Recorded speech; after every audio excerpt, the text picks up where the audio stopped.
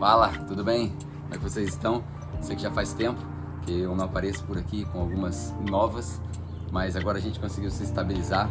Já estamos aqui numa casa temporária por enquanto, mas já se estabilizando. Para quem pegou o bonde andando, né? Esse nosso canal aqui é um canal que eu dedico para falar sobre propósito de vida, várias ferramentas, e parte do nosso propósito foi ter se mudado para a Austrália. A gente saiu do Brasil depois de quase 7 anos servindo a Deus, servindo a igreja, cumprindo o nosso propósito lá, ajudando pessoas a encontrar o seu propósito também, e viemos para a Austrália. A gente está aqui em Gold Coast, uma cidade linda, maravilhosa. Essa é uma casa temporária que a gente está, de alguns amigos. Se tem um negócio que eu aprendi, é que vale a pena ter amigos espalhados pelo mundo, né? A gente chegou e até agora a gente não gastou um centavo. Para quem vem do Brasil, né? Isso é importante. Enfim, uma das coisas que eu queria fazer era compartilhar o que a gente está passando aqui, o que a gente está vivendo e as mensagens que estão sendo pregadas no domingo.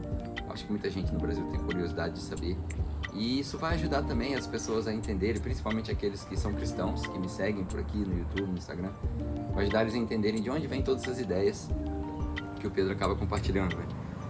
Há 7 anos atrás eu estava aqui, saí daqui para voltar para o Brasil. Então muitas das ideias que a gente colocou em prática no Brasil, na capela, vieram daqui. E hoje eu quero compartilhar com você a mensagem que foi compartilhada ali no domingo. Aqui a gente tem um time de pregadores, por volta de 8 ou 9 pessoas. A gente roda muito os pregadores, né? Então é muito raro você ver o mesmo pregador 2 semanas seguidas. E geralmente cada um de nós prega uma vez a cada 2 meses, né? E olhe lá. Então isso é bem legal porque tem uma diversidade muito grande na igreja. Eu quero compartilhar com você a mensagem que o Dan pregou. Óbvio que isso vai ser um resumo, mas vai te dar uma ideia, né, de onde todas essas coisas vêm. Eu fiz algumas anotações e aí eu quero compartilhar com você essas anotações. Vamos lá. A primeira delas é a seguinte, cara. Ele começou a mensagem, foi até interessante porque ele começou a mensagem refletindo um pouco sobre a liberdade do Espírito Santo. Ele frisou bastante a ideia de que a gente precisa prestar mais atenção naquilo que é espiritual, né? E aí ele disse o seguinte: muita gente está acostumada com sentir, ver, cheirar, né? Os nossos sentidos que determinam aquilo que a gente acredita, né? E você não precisa sentir Deus, você não precisa perceber Deus para chegar à conclusão de que Ele está aqui, né? No domingo ele estava falando sobre isso. E aí eu achei muito interessante fazer a seguinte colocação: realmente a gente não precisa perceber Deus, sentir Deus, né? Deus deu um calafrio em mim, né? A gente sempre brinca aqui, se você quiser sentir alguma coisa, é só botar o dedo na tomada, você vai sentir bastante. Mas você não precisa disso. E aí ele fez uma pergunta: Deus está sempre aqui. Deus está sempre aqui. Porque não tem como fugir disso. Nós existimos em Deus. A pergunta é: aonde você está? Aonde está a sua mente, né? Aonde está, você está presente aonde? Essa é a pergunta que a gente deve se fazer. Então a primeira colocação do culto aqui foi sobre perceber Deus, sentir Deus. Como que você sente Deus? E a minha proposta, na verdade, é te fazer uma outra pergunta. E a pergunta é: onde você está? Aonde está a sua mente nesse momento que você se propõe a cultuar, né? Aí ele falou uma outra coisa interessante que a gente sempre repetiu na capela, né? A igreja não é uma questão de performance, não é uma questão de talento. Não são os mais talentosos que estão na plataforma, não são os mais ricos, os mais bonitos e por aí vai. Não é uma questão de performance, a igreja é uma questão de... Aí é óbvio, né, que em inglês faz sentido, né? It's not about performance, it's about a pursuit. Que quer dizer, não é sobre uma performance, mas é sobre uma perseguição. Ou seja, o objetivo da igreja é um povo reunido em busca de Deus. É um povo reunido buscando a Deus. Óbvio que Deus vem ao nosso encontro, Ele nos encontra onde a gente está, como nós estamos, né? Mas quando existe um grupo de pessoas disposto a perseguir Deus, disposto a buscar Deus, buscar entendimento, buscar os seus sinais, você não precisa impressionar ninguém. Você não precisa de performance. Você não precisa dos melhores pregadores. Na verdade, é bem fato que aqui na capela, aqui na Chapel, né, a gente tem pregadores que nem são isso tudo. A gente tem, né, música e louvores que nem são isso tudo. Mas o poder está no grupo de pessoas reunido buscando a Deus. Isso aí é um negócio fantástico, né? Então a igreja não é uma performance, a igreja é uma perseguição. Se todo grupo se propuser a buscar a Deus, os sinais vão acontecer, as coisas vão acontecer, as pessoas vão perceber, e aí Deus vai enviando mais pessoas para serem salvas, porque Parece que Deus vai desenvolvendo uma confiança nesse grupo, né? Se a gente puder dizer assim. Daí ele leu Filipenses capítulo 3, que é uma leitura muito legal. Quando Paulo fala, eu considero a minha vida nada, né? Considero a minha vida lixo, a menos que eu complete lá o meu propósito e tal. Isso aí foi bem legal. E aí ele usou também o texto que Paulo diz, eu quero conhecer Jesus e o poder da sua ressurreição. E aí veio mais uma pergunta, né? As pregações aqui são bem argumentativas. A pergunta era a seguinte, como que eu faço para conhecer o poder da ressurreição? Para eu conhecer o poder da ressurreição, eu preciso ressuscitar. E os textos bíblicos nos mostram que a minha ressurreição está guardada em Cristo. Mas para ressuscitar tem que morrer. Aquela famosa pergunta, né? Quem quer ir para o céu? Todo mundo levanta a mão. Quem quer morrer agora? Ninguém levanta a mão. É uma pergunta famosa. Isso também vale para a gente empoderar a questão da ressurreição. Para ressuscitar, tem que morrer. E aí o que significa morrer, né? Metaforicamente falando? Significa morrer para os nossos desejos, morrer para as nossas vontades, morrer para aquilo que a gente mais quer, né? Os bens materiais. Aqui, por exemplo, nós estamos num lugar, foi interessante, né? A gente parou nos Estados Unidos, no caminho para cá. Em 10 segundos eu vi 3 Escalades, que é uma picape assim, que cresceu vendo hip hop, essas coisas, conhece. Aqui o que mais tem na rua é Tesla, o carro elétrico, né? Aqui no Brasil é assim, um item de luxo. E a gente fica se perguntando, pô, quero isso também. Então, isso é morrer para si mesmo, é deixar esses desejos de lado para buscar Deus, para deixar tudo no controle de Deus, né? Aí foi uma observação que ele fez, a única maneira de conhecer a ressurreição é morrer com ele.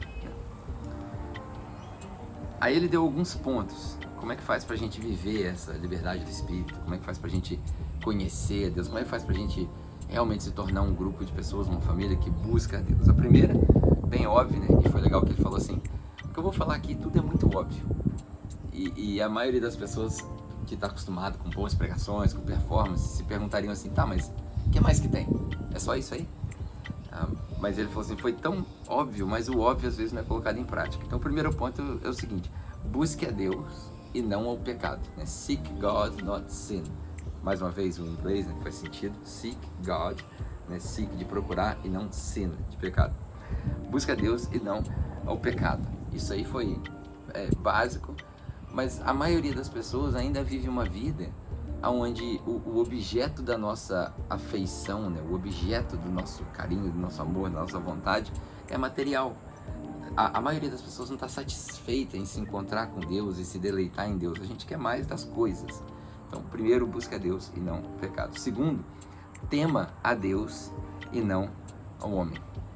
Tema a Deus e não ao homem, né? O temor de Deus é o princípio de toda a sabedoria. A gente já conhece esse versículo famoso. Aí ele falou algumas coisas aqui interessantes, olha só.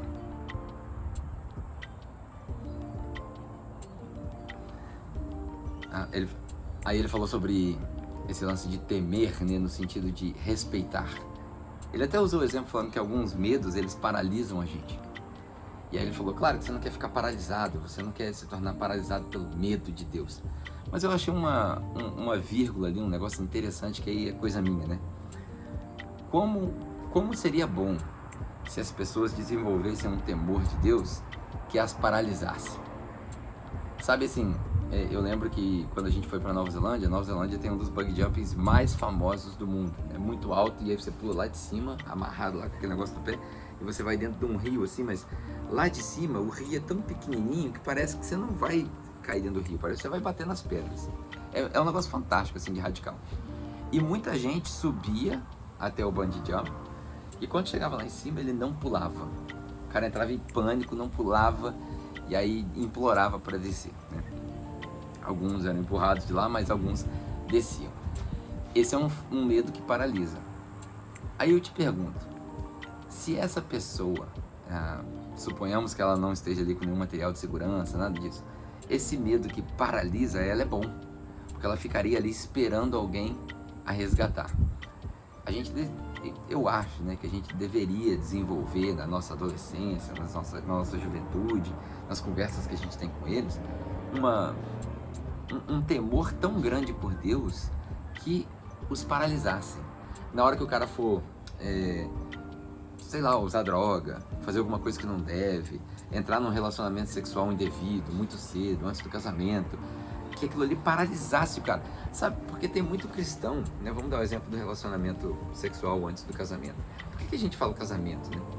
A gente fala casamento porque a gente entende que numa relação monogâmica, né, entre homem e mulher e só eles, sem ter vários parceiros, isso desenvolve respeito, isso desenvolve confiança, lealdade, é a fundação da família, né? O pai, a mãe e tal. Então, a gente entende que o relacionamento sexual foi reservado para esse casal, para esse momento, para essa fase da vida. E aí, às vezes, a gente, né, os jovens de hoje se envolvem em relacionamentos sexuais antes do casamento, e eles carregam esses traumas e essas feridas espirituais e emocionais para dentro do relacionamento deles. É por isso que muita gente, sabe, tem uma, entre aspas, uma personalidade íntima sexual muito quebrantada, muito distorcida, né? Então, assim, se existisse um temor de Deus tão grande que antes do cara abaixar a calça, né? Antes deles tirarem a roupa no quarto, eles falassem, não, peraí, aqui vai dar ruim, eu preciso que Deus venha me resgatar. E ele para. Cara, isso daí seria fantástico, seria melhor do que o momento que nós estamos vivendo hoje, onde os jovens dizem que amam a Deus, dizem que respeitam a Deus, dizem que vivem o Evangelho, mas cometem um pecado atrás do outro e entram numa contradição, né? Porque a Bíblia está cheia de evidências, né? Quem ama a Deus não pode viver no pecado, né? Luz e trevas não convivem. E eu sei que a gente fala trevas e aí tem uma conotação muito ruim e a gente já entende que, né, o sexo é uma dádiva de Deus, enfim. Mas isso vale para tudo, vale para drogas, vale para atitudes irracionais, vale para tudo, né? Então, tema a Deus e não aos homens. No mesmo caso, né, no mesmo caso, podem existir vários jovens que desenvolveram um temor a Deus, um temor dos homens. Não vou fazer isso porque meu pai não vai gostar, minha mãe não vai gostar. E eu entendo, isso é bom. Mas como é um negócio tão ridículo, né, que a gente deixa de fazer por medo de pai e mãe, mas não deixa de fazer por Deus. E aí eu lembro daquele texto que diz, quando Jesus fala, não temam o diabo, né, que o diabo não tem poder de nada, mas temam aquele que tem o poder da vida e da morte. E eu consigo enxergar um lado assim, meio aterrorizante nas palavras de Jesus, falando, Deus está de olho, né? Pra te falar a verdade, eu não sei o quão saudável é viver uma vida inteira nessa tensão, mas um pouco dessa tensão é bom. Você sabe que tem um ensinamento interessante sobre tensão, né? Você olha para pontes, por exemplo, toda ponte precisa de tensão. E aí olha bem essa analogia, ponte entre o homem e Deus, porque aqui no meio existe um abismo de pecado que nos separa dele. Jesus é a ponte, Jesus cria essa ponte, e essa ponte precisa de uma tensão. Sim, nós somos salvos pela graça, através da fé, para que ninguém se glorie, mas sem santidade ninguém vê a Deus também. Então existe uma tensão. Aonde essa tensão é resolvida eu não sei. Qual é o conflito entre a nossa responsabilidade, a graça e a soberania de Deus? Eu não sei. Acho que ninguém sabe. Nenhum dos maiores teólogos vai te dar essa resposta de forma absoluta. Mas um pouco de tensão é bom. Na ponte, por exemplo, se os cabos e os parafusos e os arrebites estiverem muito frouxos, a ponte cai, racha, não resiste. E se os cabos, arrebites, parafusos estiverem muito apertados, ela também cai, racha e não subsiste. O tanto de tensão precisa ser um tanto correto para que a ponte permaneça no lugar dela e com a função dela. O nosso relacionamento com Deus é assim também. Ele é um relacionamento baseado na graça, na misericórdia, nenhum dos nossos esforços, nós somos apenas recipientes dessa graça. Mas do outro lado da moeda existe uma tensão de santidade.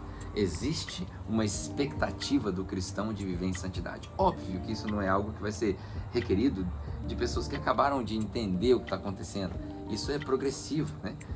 É assim também com aquele texto, né? Sem a revelação progressiva, o povo padece. Porque a revelação da palavra de Deus, de quem é Jesus, do estilo de vida que Ele quer que nós vivamos, é progressiva, é aos poucos. Não é da noite para o dia. É aí que entra o equilíbrio entre amor, compaixão, misericórdia, empatia e disciplina, doutrina. São dois pesos da mesma balança. Isso é bom que a gente entenda. Então vamos lá. Primeiro ponto é busque a Deus e não o pecado. Segundo ponto, tema a Deus e não aos homens.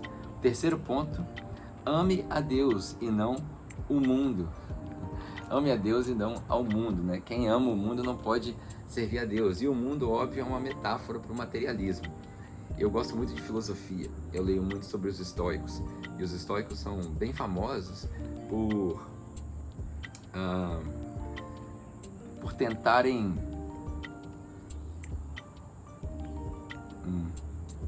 os estoicos são bem famosos por tentarem abandonar o materialismo, né? Perceber que de material nada é válido para nós, que essa vida, né, até o nosso corpo é passageiro. Óbvio que nem todos os ensinamentos dos estoicos são compatíveis com os ensinamentos de Jesus. Eu até acho que Jesus tinha uma certa diretriz contra o estoicismo do tempo, né? Mas isso é papo para um outro dia. Talvez essa conversa seja um pouco mais aprofundada. Ame a Deus e não ao mundo.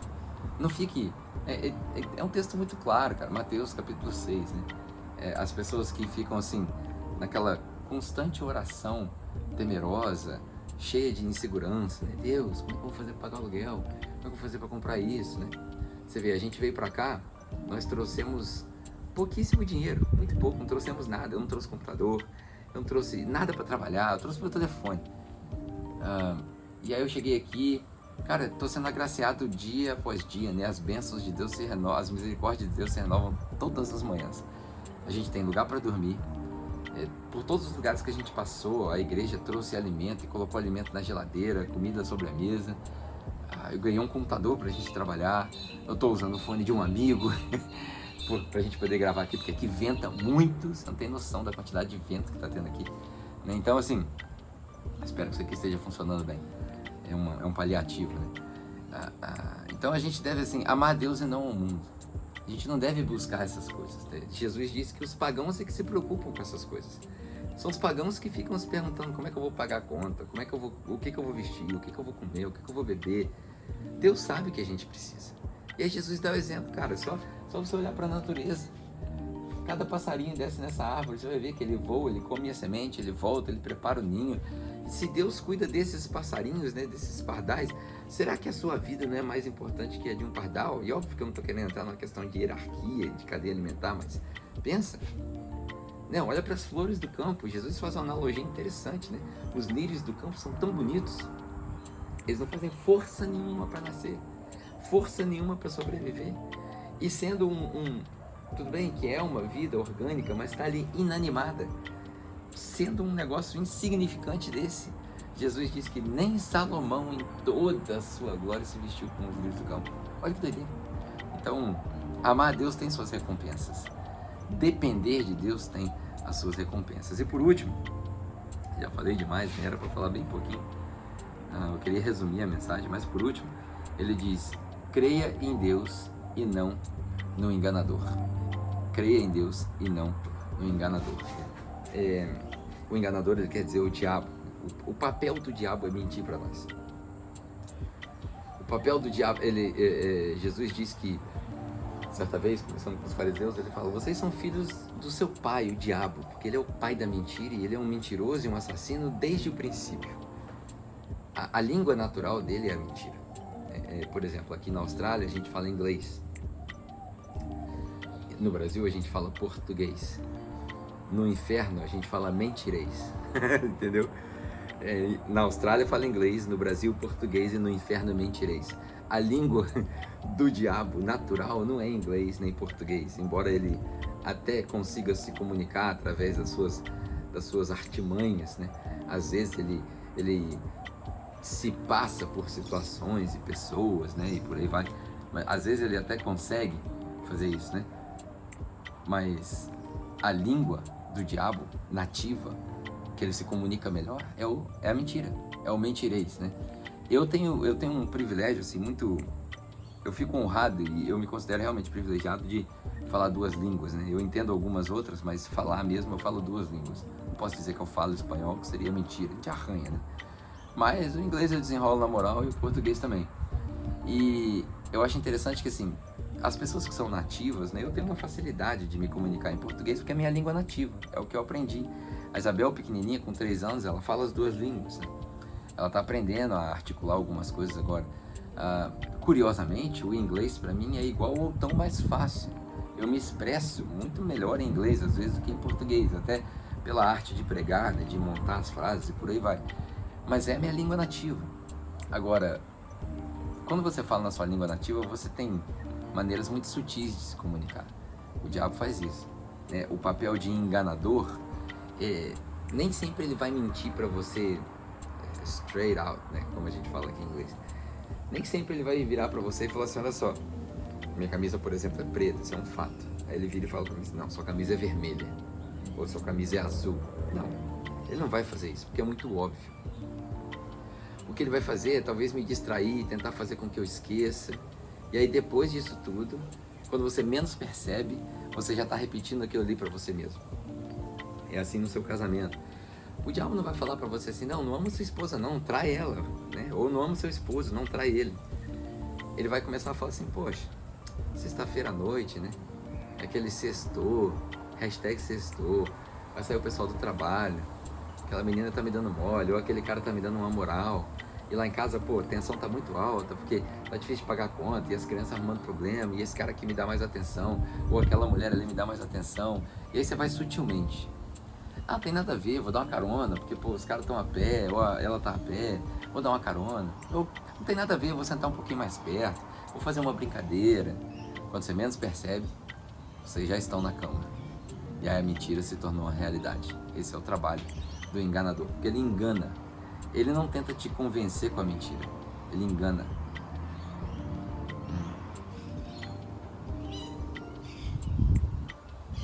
E o fato dele te enganar é a língua natural dele. A gente fala inglês e português, ele fala mentirês. Eu gostei dessa. Acredite em Deus e não no diabo. E aí, uma dica extra, né? Como é que faz para você perceber que o diabo está mentindo e está te oferecendo um engano, né? Certa vez, Paulo, Atos capítulo 16, se não me engano, 17, por ali, Paulo estava caminhando e uma menina, uma jovem, que trabalhava para alguns homens de negócio, estava acompanhando os apóstolos, os discípulos. E ela vivia importunando eles ali, mas ela não falou nada de errado. Olha que coisa interessante. Ela andava por trás deles e falava assim, olha, acredite no que esses caras estão falando, esses caras são de Deus, são homens de Deus. E nada do que ela estava falando era mentira. Isso era verdade. Era a mais pura verdade. Paulo era um homem de Deus. Mas aí Paulo vira para ela e fala assim, olha só, vamos parar com essa palhaçada. Vamos parar com essa palhaçada. Paulo vira para ela e fala assim, I command you, alguma coisa assim, né? Como é que ele fala? Eu repreendo e eu determino que você saia dela. E aí o demônio sai dela, né? E ela para de adivinhar, para de fazer essas adivinhações, e isso gera um prejuízo até para os homens de negócio que ela servia. Mas eu achei interessante porque Paulo, ouvindo o que era certo, conseguiu discernir o engano ali. Dentro de uma verdade havia um engano. Olha que sutileza. E aí eu pensei em uma coisa, né? Como que faz para eu discernir isso? Você discerne a decepção, né? Decepção no sentido de engano, né? Deception. A frase que eu montei aqui enquanto eu estava ouvindo o Dan, né? Essa é uma contribuição minha para sua mensagem. You discern deception through devotion.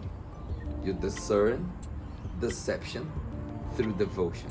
Que quer dizer o seguinte, você consegue discernir a decepção através de devoção.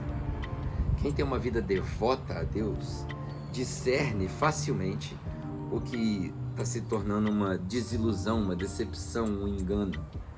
Por mais que seja baseado em uma verdade, como a menina estava declarando para Paulo, se você tem uma vida devota a Deus, se você tem uma vida de oração, se você se comunica com Deus com frequência, se você busca na palavra a informação que você quer, se você tem uma multidão de conselheiros ao seu redor, se você se alimenta da palavra dia e noite, como os Salmos diz, né? Bem-aventurado é aquele que não se assenta na roda dos escarnecedores, mas que se alimenta da palavra todos os dias, né? Como esses dias eu li, por exemplo, Salmo 119, né? agora não me lembro qual versículo, 6, Salmo 119 é muito grande, 6 ou 7, alguma coisa assim, que dizia assim: como pode um jovem se manter no caminho puro? Basta que ele viva na palavra de Deus. Assim, um negócio muito legal, achei bem interessante. E todos esses versículos refletem isso. Então, como que faz para você discernir, né? O meu bônus aqui. A primeira é: busque a Deus e não o pecado, as instruções do Nene. A segunda é: tema a Deus e não ao homem. A terceira: ame a Deus e não ao mundo. E a quarta: creia em Deus e não no enganador. E como bônus, estou te dando aqui essa ideia de, se você quiser discernir, né, como a palavra diz, o homem espiritual discerne todas as coisas. Você discerne a decepção através de devoção. Viva uma vida de devoção a Deus e você não vai ter problema com as decepções que o diabo coloca na sua frente. Bom, é isso.